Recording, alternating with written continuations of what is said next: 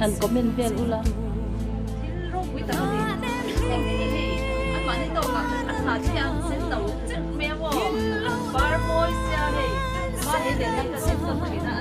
Anh nấu ruột. Anh nấu ruột.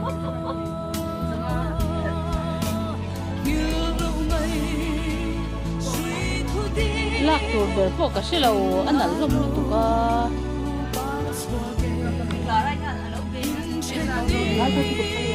Là chuyện của tân định. Câu dấu đi theo về ra đây. Ui, ra thì cũng thế.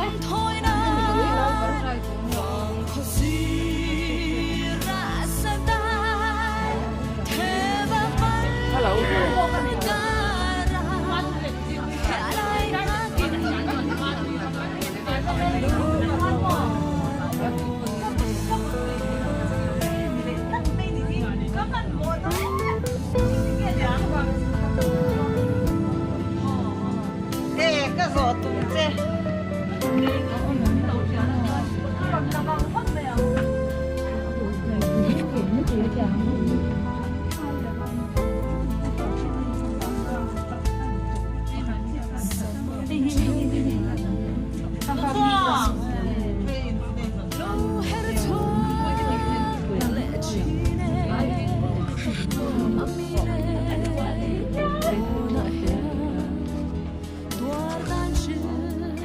준비 과